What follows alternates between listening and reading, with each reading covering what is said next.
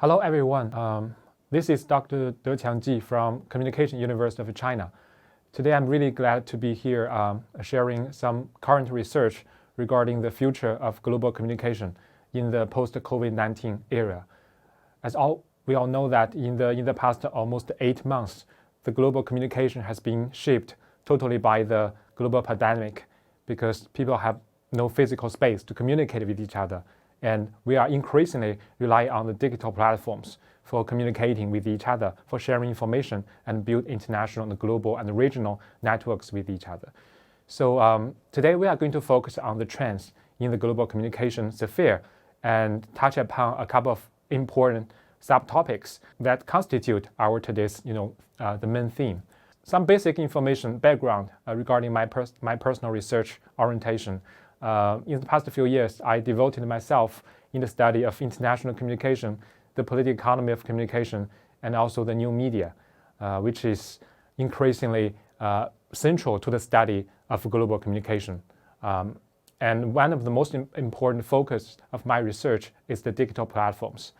I think if we are very clear about what happened in the past 10 months, the digital platforms has become the most important channel or the platform for the global communication, including the different stakeholders like the country, the government, the media organizations, cultural institutions, and even the individuals. So our increasing reliance on the digital platforms will become a new normal in the coming future. I'm from Communication University of China, which is #1 in journalism and media education and research in the mainland China. So I look forward to the future dialogue, the physical dialogue with all of you. So let's start with some theoretical background. Global communication has very strong history and very long history in terms of the academic accumulation and theoretical reflection. So if you take a look at the first slide of my talk today, global communication has very dialectical theoretical paradigm. I think we can start with some theoretical discussion and then move on to some basic and concrete topics at the practical level. So if you take a look at this slide, actually the global communication is not just a linear process, it's reflective and dialectical.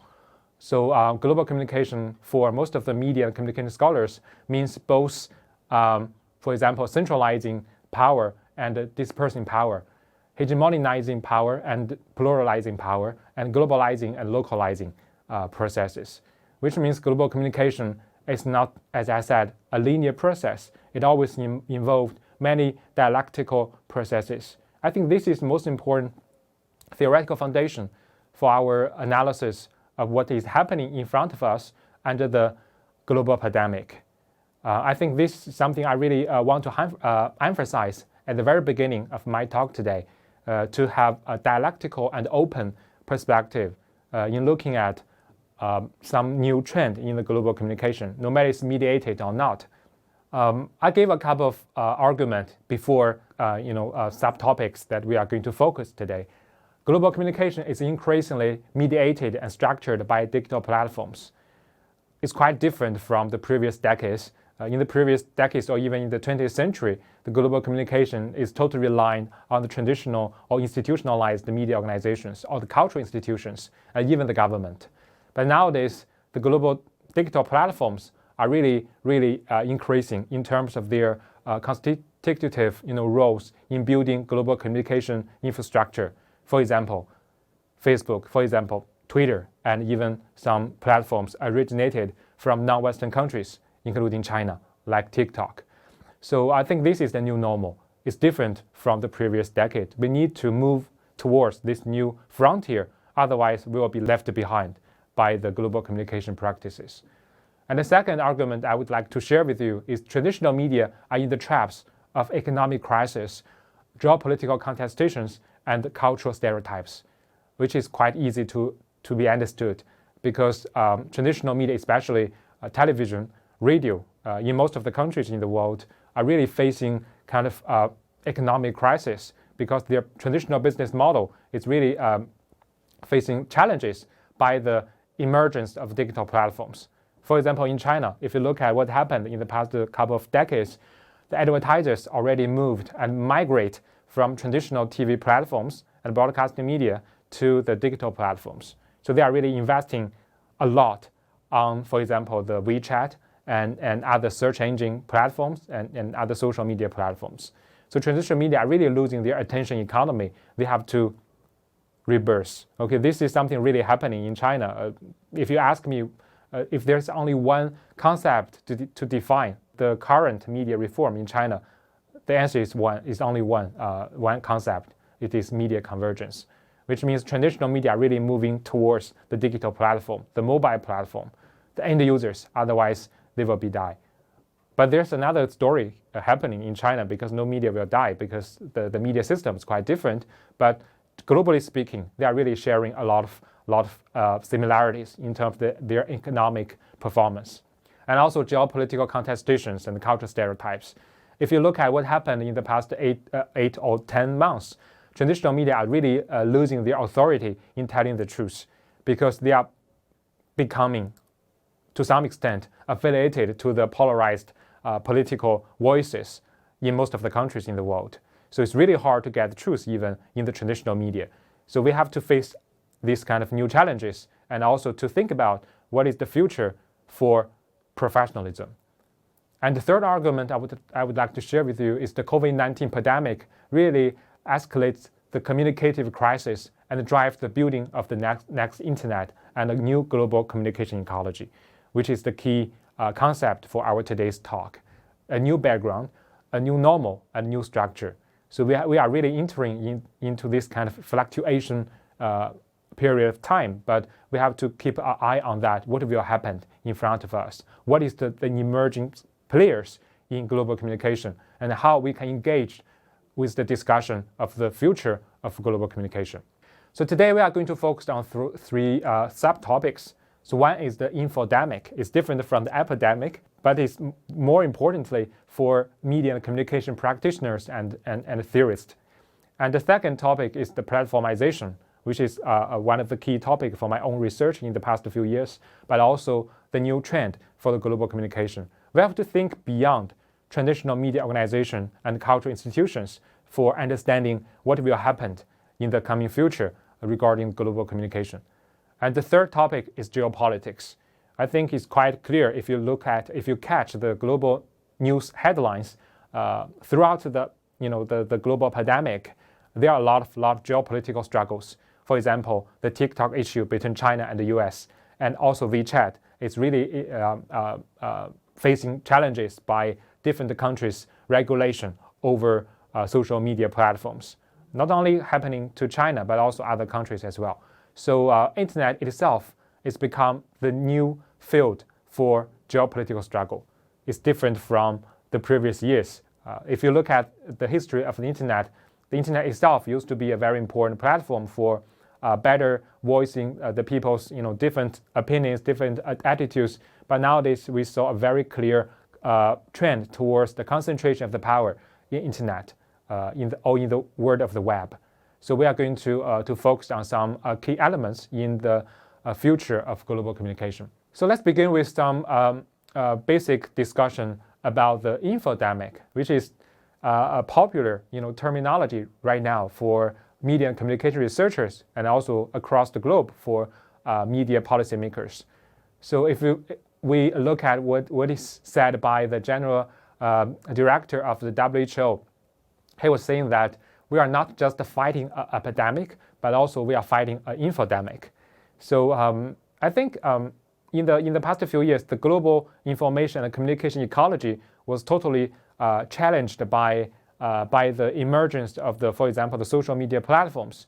It's really getting hard to find the truth, and also people are really following the rumors and the misinformation.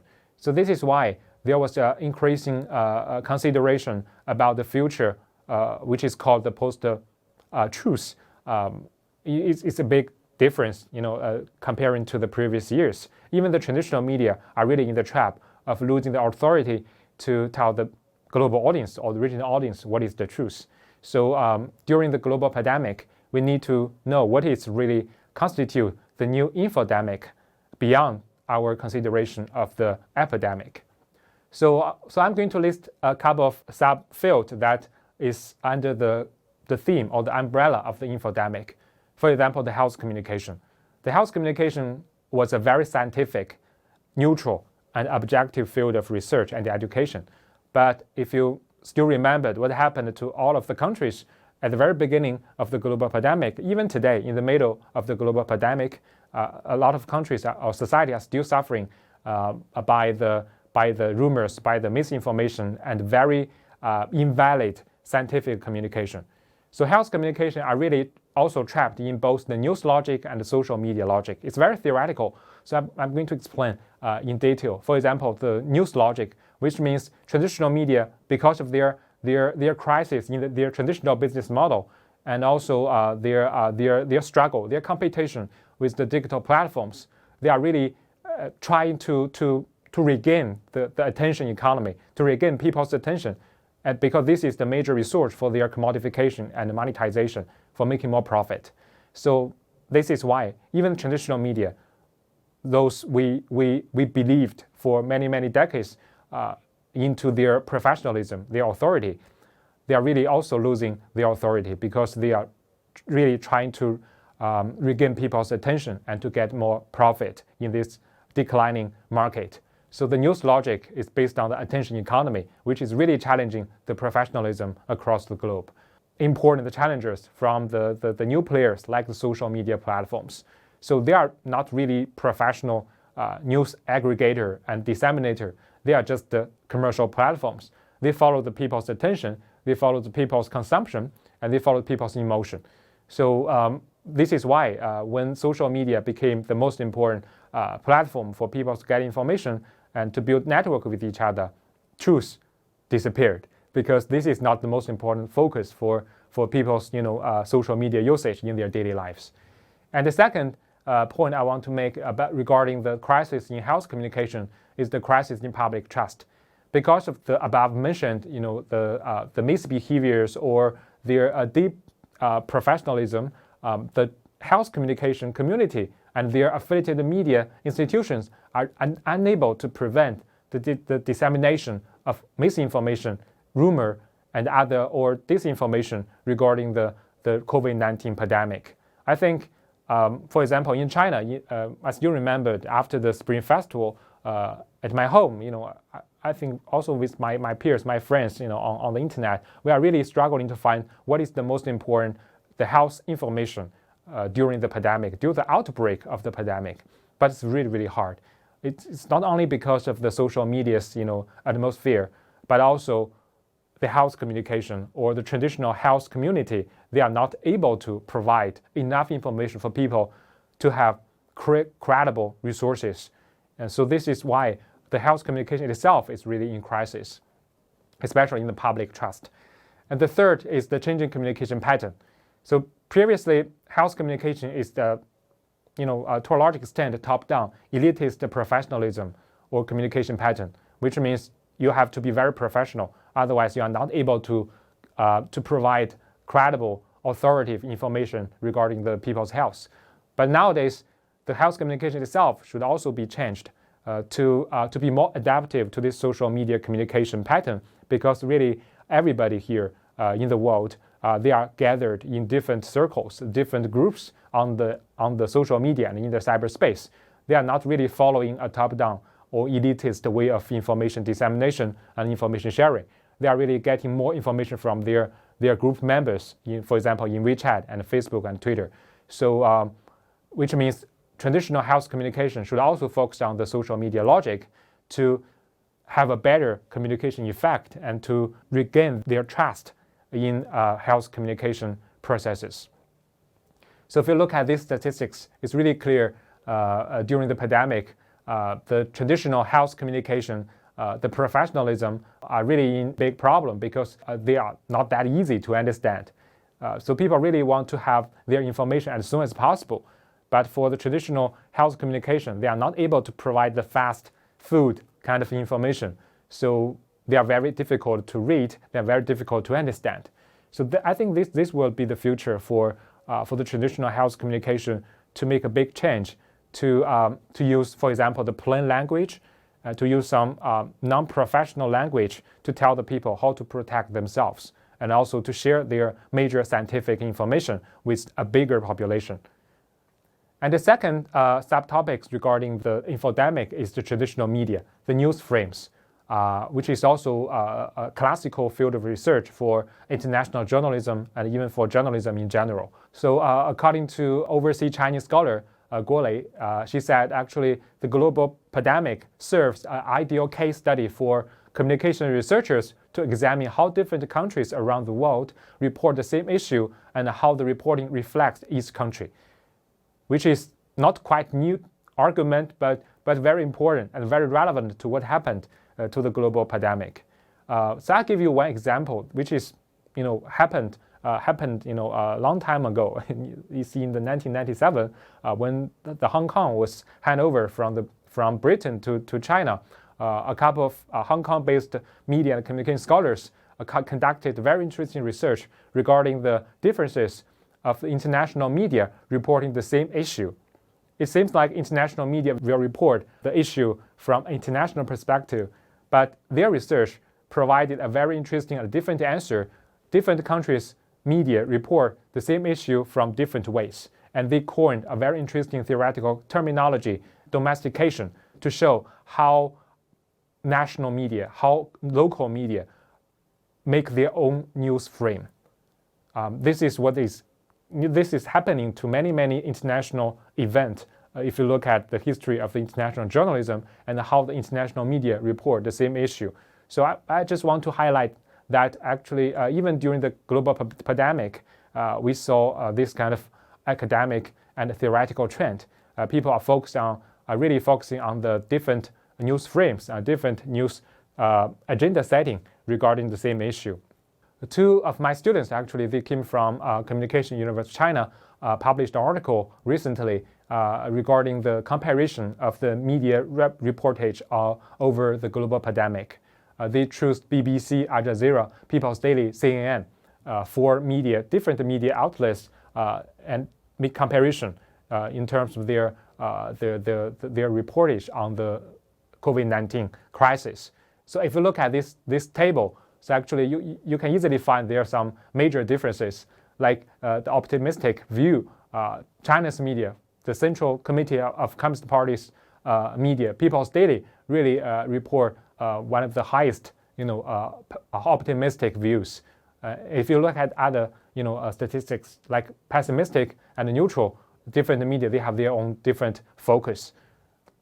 And also another very important finding from the same research is about their agenda setting, like the economic consequences, human interest and impact, attribution of responsibility, and health severity. So different media have different focus.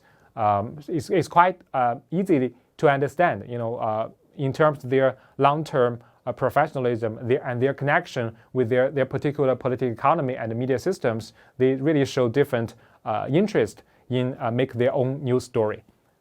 This is a very interesting research also by a couple of scholars from overseas universities. They focused on how American media report the COVID-19 crisis through the past few months. If you look at this is quite viralized and very dynamic. You will see from the beginning, most of the American media, they focused on, for example, the outbreak of the crisis in Wuhan, and also the outbreak of the COVID-19 from China. This is a very clear and important focus for international media coverage. But when time flies by, the people's attention or the media's attention shift a lot from, for example, international outbreak or China's outbreak of the COVID-19 crisis to some domestic issues, which means even for so-called international journalism or international media, they have very strong connection with their local audience. So they have to show their interest and to follow the local audience or the regional audience, interest. Otherwise, they will lose the connection with the audience.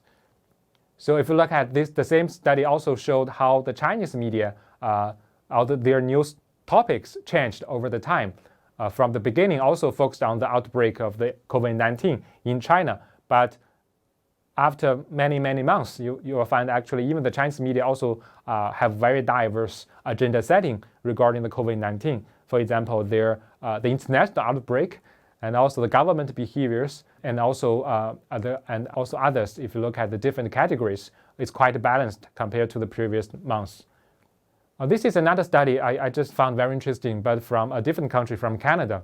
So the Canadian media also focused on the COVID-19 a lot.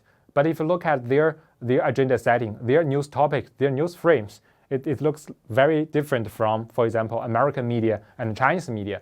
For example, if you look at this, if you're familiar with the country of Canada, actually the Canadian people speak two languages, but they separate in different provinces. One is English, the other one is French.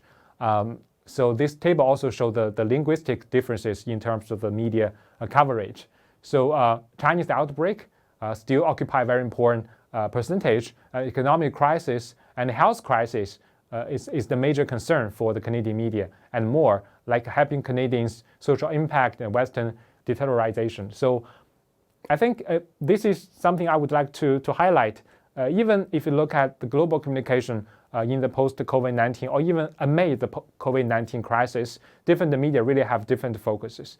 So we need to know how the difference was built, why they have this kind of focus on different topics, and why this connection is or could be found by our researchers, with especially the international media coverage with the local audience interest and their considerations. So this is the second table from the Canadian media research. If you look at the chronological logic, the media reportage really changed a lot from international outbreak to some domestic and local issues. I think this is something quite clear if you look at not only the COVID-19 crisis, but also other international issues. It also have this kind of timeline or time frame if you look at their history of the international journalism research. So to sum up this little topic, the news frame are ethnocentric, which is very easy to found and very unstable. If you look at the timeline, the history, they changed a lot regarding the global information communication background and also the local audience interest.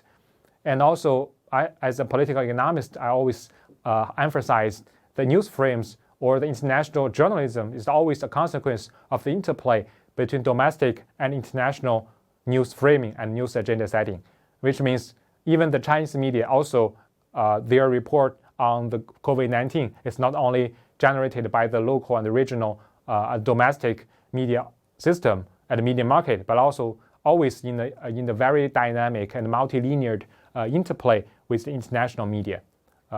So this is quite normal, but theoretically speaking, very important for people to keep in mind how to understand international journalism, no matter it's in the global pandemic or not. So the third small topic under the infodemic is the social media. Actually, social media play a very important role for the information dissemination, for even for the rumors dissemination, and also for people to communicate with each other, for grouping themselves in different cyberspaces. So social media is the major information provider in most of the cases, no matter it's COVID-19 or not, and already become the dominant social networking and interaction platform for people to gather, to organize themselves for both offline and online activities, and the source and the channels for the misinformation and the rumor. I think if you look at the global media reports, no matter it's professional or theoretical, in the past at least 4 or 5 years, the social media's role in global communication is increasingly focusing on for example, the creation, generation, and dissemination of misinformation and disinformation. Because, as I said before, people use social media not for getting the truth, but for getting credibility between each other and for getting emotional support and for having belongingness to a certain network. So this is not traditional media. This is not professional media's affair.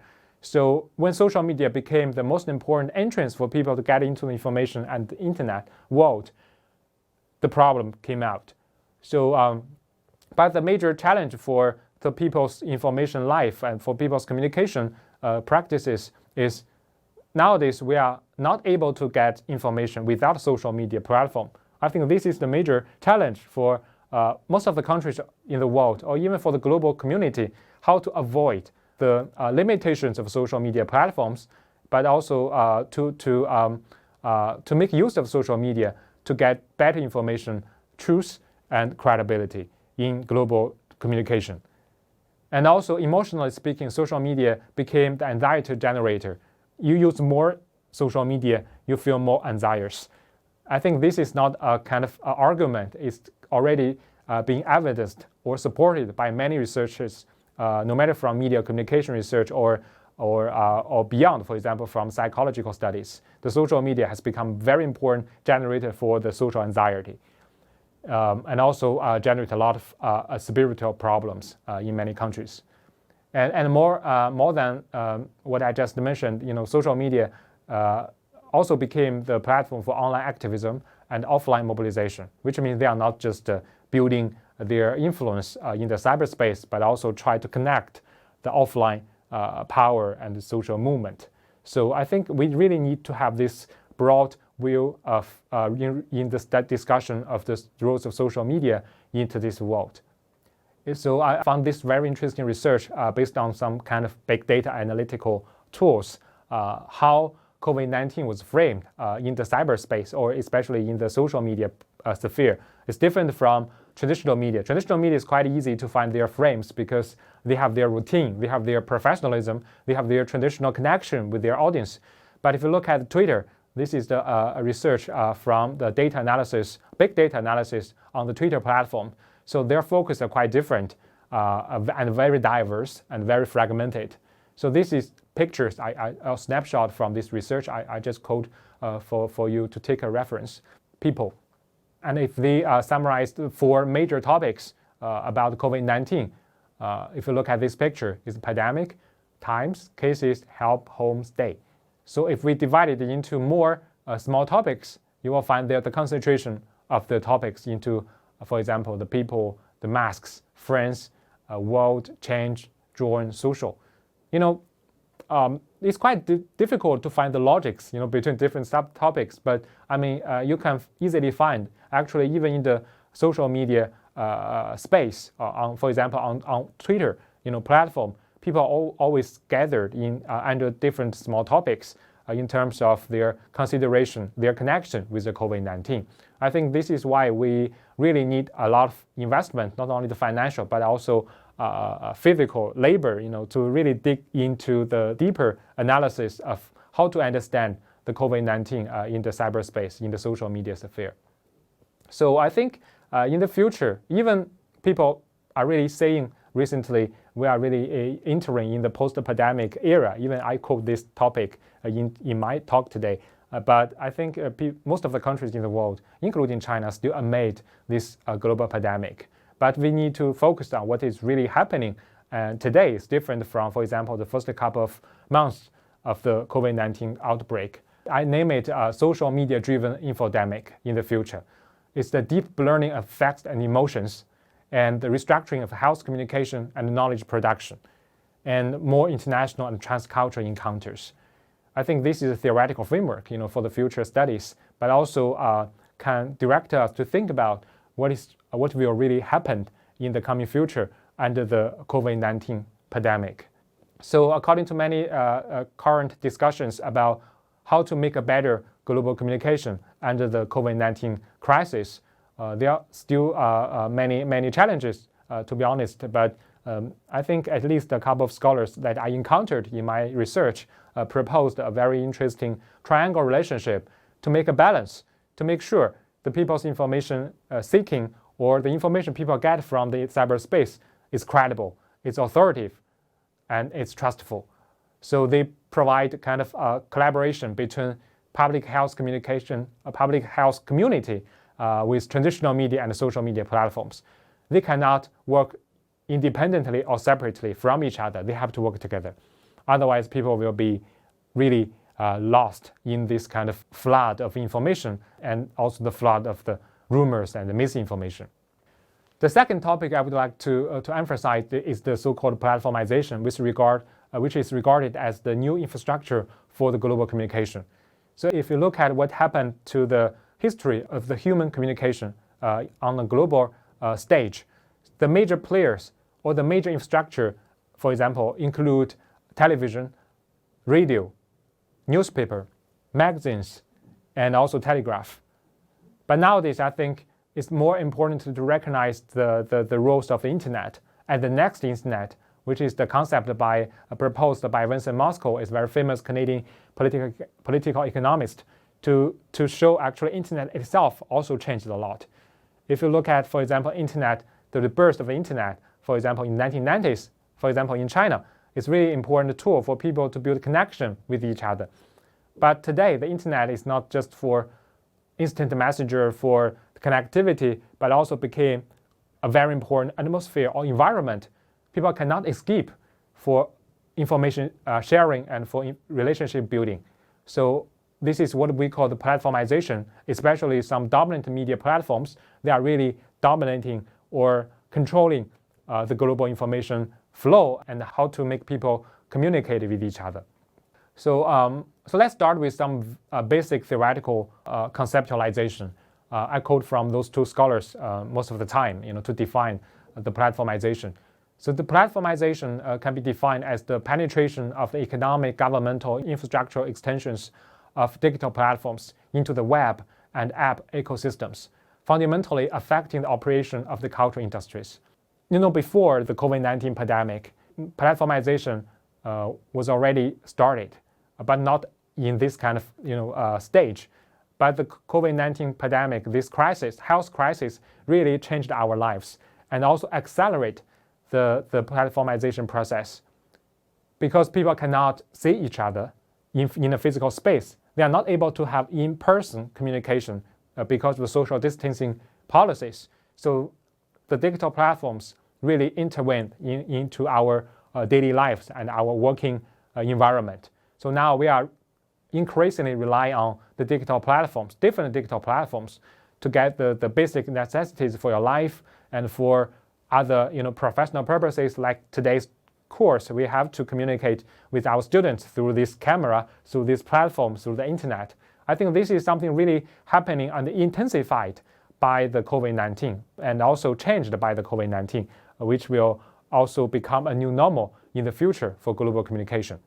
So for example, online education. I work in a public university in China. So in the past 8 or 9 months, I spent most of my time to teach my students online, no matter it's pre-recorded or just live broadcasted. We really rely on, for example, Zoom and other, for example, Chinese companies, video conferencing platforms to do more course teaching and interaction with our students, and also even for grading. I think this will become a new normal for most of the countries in the world. But also we have to think about the digital divide. Okay, it's not every country have very mature internet infrastructure. To be honest, I have lost my connection with my students from Nepal, from India for a couple of weeks because of the social media platform, especially WeChat is not used by that country, by that society. So we need to know how to adjust ourselves into this new educational environment and to make better use of the technology for educational purposes. So according to World Economic Forum, while countries are at different points in their COVID-19 infection rates, worldwide there are currently more than 1.2 billion children in about 200 countries affected by the school closure due to the pandemic. I think almost everybody is influenced by this kind of school closure, like no matter it's high school, middle school, or even the universities. So because of the closure of the public school or the private schools, so the children have to rely on the digital platforms, internet, to learn their knowledges and to interact with their schools and to proceed with their learning. So if you look at some statistics like this one, the Americans' perception of the equality and the value of the in-person and online education are really diverse. I think it's very typical, even in China as well. We saw the rise of the online education, which became the major platform for today's education. But also people still prefer to have in-person communication, for example, in a physical classroom to teach. So I think nowadays, even we can see a very clear future for online education, but still at this stage, the hybridization is the major characteristics of the trend of in the educational system. So online, hybrid, and in-person are really preferred by different groups of people. but the trend will be online, which is irreversible. So online education will become a new normal, and currently we saw the hybridization rather than replacement, which means online education cannot just simply replace the in-person or the physical education. They will rely on their technical advantages, but they cannot achieve most of the, for example, advantages in the classroom. So we will see what will happen by technical revolution or by the people's connection or interplay with the new technology. And more interactive, data-driven, algorithm-oriented, and platform-relied education, and a surge of international online education industries. I think this is a new increasing point for the educational system, because previously in the physical space, education has a lot of boundaries. Okay, for example, national boundaries, regional boundaries. But nowadays, because of the popularity or acceleration of the platformization of online educational system, people are really easy to find the international educational resources beyond their national market. So the children, for example, in China, based on my personal observation, they are really getting more and more international educational resources from the internet world. It's quite different from the previous years. I think the COVID-19 also changed this way of learning for the kids, to learn, for example, languages, different cultures, and to have more connection with the international researchers and educators. I think this is good, to some extent, for a better transcultural understanding, but we need to know what is new boundary, for this new international educational system. And more apparent for our field of research is the video conferencing platforms. As I said, in my personal teaching experiences, we rely a lot on, for example, Zoom to conduct our international courses. But inside China, we rely on some domestic internet companies' products, for example, the Tencent, conference apps, to conduct our weekly courses and also some conferences or seminars. So the video conferencing platforms has generated a kind of a new work-from-home model for business globally.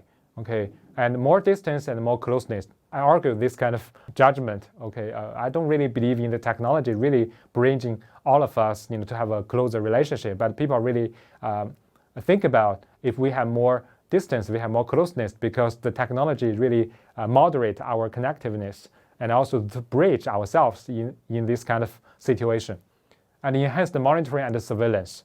I think this is another very important and emerging topic for research and education, whether technology is not only helping us, but also monitoring us or enhanced kind of surveillance from commercial companies or from the state, challenge the people's private information protection. So if you look at the increase of the video conferencing companies, for example, Zoom, this could be the most successful video conferencing platform during the pandemic. They increased a lot. From, for example, the beginning of 2020 to just 2 or 3 months later, Zoom company really increased many times. And also get a lot of investment from the stock market. And people really believe into the future of this new platform, because maybe there's no other competitors in the global market. As far as I know, actually Zoom is become the dominant platform for global international conferencing and seminars and for other online activities. This is another table and another statistics. You will see actually the Zoom is the green line, the green wave curve really show the increase of the Zoom during the global pandemic. And if you look at the video conferencing platforms, their increase in different countries, China became the most important market. And next to China is Japan. I don't know why. The East Asian countries really like this way of communication, and they support the market expansion of those companies. So under this topic of platformization, as I said before, we also need to pay attention to not only the technological advantages people rely on for a better global communication, but we also need to focus on the regions, the population that are still disconnected with the internet. I think the COVID-19, on the one hand, really helped people to get more connection with each other during the lockdown policy, but also enhanced or widened, to some extent, the digital divide across the globe, not only between countries, but also inside one country. So the digital divide is a very long long-standing topic for the global communication at different levels. For example, infrastructure level, people's access to the internet, the public resources, whether those resources are limited or enough, and intercontinental, international, urban, rural, social stratification, and many other dimensions. So which means digital divide is not only happening between countries, but also between different groups, between different continents, and between different regions. So I just found this little picture from the Pew Research Center. They show even in one of the most developed countries, even in the United States, the digital divide was also very obvious. Like the different income levels, families, they have different levels of connection with the internet. The lower income families, they are still relying on the public support, from the government or from the community to help themselves to build connection with the internet, to use the internet for educational and other purposes. So, but still, this is kind of question mark. We don't really know whether the pandemic has really widened the digital divide or not.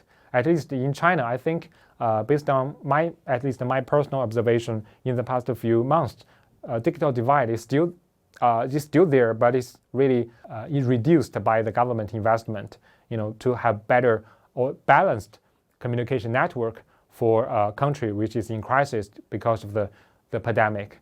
I think it depends on the policy. It depends on the government investment or the public investment to bridge this digital divide for kind of universal services or a better infrastructure for the entire population, rather than just a favor to a certain group of people in one society. And finally, we are going to discuss a little bit about the geopolitics of the media in global communication. I think no matter this geopolitical struggle or dispute happened between China and the US or other big countries or small countries, I think geopolitical struggle, geopolitical contestations also become a very important new normal for today's global communication.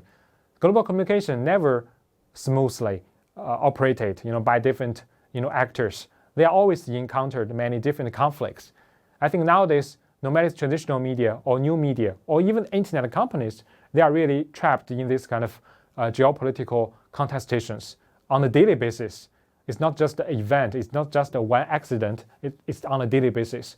How to make a better, a negotiation or dialogue between different stakeholders has become most important concerns for most of the countries in the world.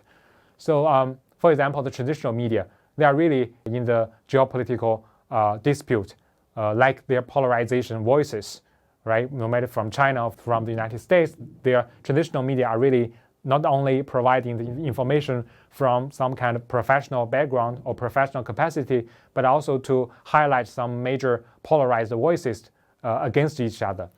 And stereotypes, which is unavoidable, for most of the media in the world, including, this is what I summarized based on my own research, like cultural essentialism, the cultural stereotyping between East and West, North and South, developed countries and developing countries, there are always some binary logics behind. And political stigma, I think, which is becoming the most important topic for the global political communication. So whether the political stigma really challenged the one nation's image in the global communication, and racism as conspiracy. I think those key topics are already discussed and researched by many international scholars from the West or from the East. They focused on how the traditional media are really losing their professional capacity to tell the public what is the truth, but also to construct the fictional stories, to make up their stories for different purposes. And the traditional media also struggling in making the truth and making the fiction.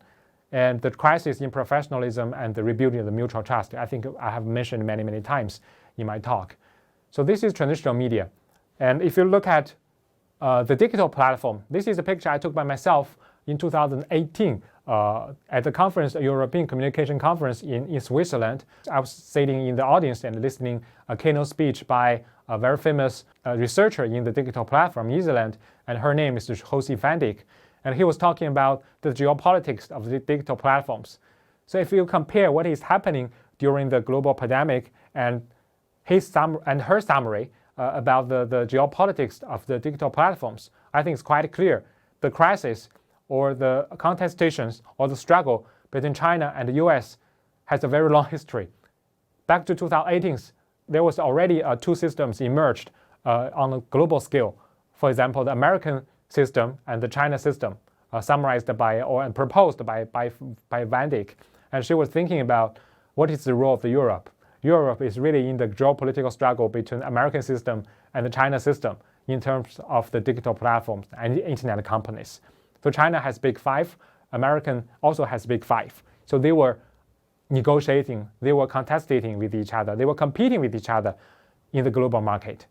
So if you look at what's happening today between China and the US in terms of the policies regarding the regulation over WeChat and TikTok in the previous months, I think this kind of struggle has a very long history. It's not just happening amid the global pandemic, but also before that. This is a kind of long-standing competition between those two major powers. So no matter if the government intervened or just the market behavior, they are really having this kind of fierce competition between each other. And also this competition, according to my own observation, will last for a long time. So if you look at what is happening to the global internet or the global digital platforms, at least the three major topics emerged during the global COVID-19 pandemic. One is the centrality of the cyberspace. Internet is not the internet as we understand before. Internet itself has become centralized in major powers, no matter it's government or commercial powers, transnational corporations. The centrality of the cyberspace should be understood, should be dismantled from both theoretical and practical levels. And the second is the sovereignty issues. For most of the countries in the world, they really want to protect their sovereignty in the global communication, especially in the cyberspace. And nowadays, even the big powers, including the United States, they also reclaimed their position in protecting the sovereignty, which is totally different from the previous decades. It's only because of the global pandemic. It makes every country think about their own themselves, rather than think about the global communication as a whole, as a mutual beneficial process. And internet governance is another important topic for the global communication, because I think it's not only happening in the global COVID-19 pandemic. Even before that, internet governance was a big problem, because transnational corporations, including Facebook and Twitter, they are really, or even the Google as search engine company, they are challenging the global information flow, and also they are challenging the traditional multi-stakeholder model for the global internet governance, because nobody can govern, for example, those transnational corporations.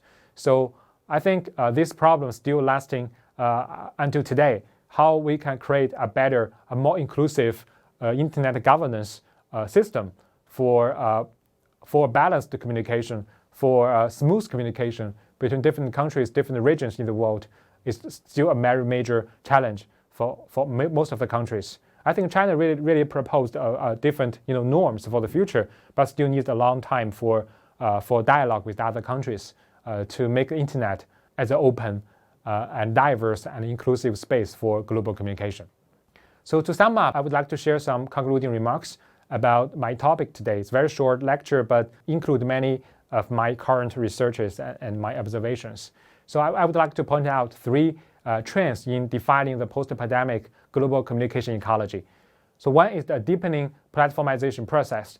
Traditional media, traditional cultural institutions, traditional government departments are still very important players in global communication, but they are really losing influence in comparison with the digital platforms. Transnational corporations and also some even national internet companies, they increased a lot in the global communication sphere. So we need to know, we need to follow, we need to catch up the platformization process and how those digital platforms change our way of education, research, and everyday practices in our lives. And also we need to keep in mind our reliance on the digital platforms and whether digital platforms really help us out of this situation, whether digital platforms is really possible to do everything. And the second is the escalated geopolitical conflicts between major powers, like the contestation between China and the US and other countries as well. How we can understand the power play behind the geopolitical contestations is a major topic for not only for our research field, but also for many other disciplines. It's kind of interdisciplinary field of research. And finally, it's a crisis in journalism in an information-abundant, algorithm-centered, and social media-driven environment. So how to define and how to redefine professionalism is becoming a major challenge for journalists, community, and for news media, and for the media governors as well. So I think when everybody became their own reporter, when everyone wants to search information and even gather emotions in the cyberspace, nobody knows where is the position for professionalism. But I just read a very important report published by the Reuters Institute for the Digital Journalism from the University of Oxford. Their recent 2 years report really revitalized their report based on at least 40 markets globally, investigation and survey. And they found actually in the past 2 years, even before the pandemic, people are really shifted their attention from the social media platforms and back to traditional broadcasting media. So this is a very interesting and positive signs for the traditional professionalism, because when people feel lost in the flood of information in the cyberspace, they will turn back to some reliable, authoritative, and credible source, especially the traditional media organizations. I think this is the opportunity for traditional professionalism to have a new position into this world, no matter it's still under the pandemic or in the post-pandemic era, to regain their public trust and to reproduce their authority in telling people what is the truth, what is the lies. So I think this is something we really need to pay attention in the future, and to think about the role of everyone as researcher, as practitioner, as student in both regional, national, and global communication. I think this is a very short sharing today with all of you from my own academic background and theoretical approaches. But I really want to provide this kind of analytical and theoretical approaches for all of you to think about global communication from at least the three major topics. So one is the infodemic, second, platformization, and third is geopolitics. I think the future is coming, but we should be ready by accumulating more theoretical knowledges and also some lessons from the past 8 or 9 months during the pandemic. So that's all for my talk today. So I look forward to seeing all of you in a physical space in person. Thank you very much.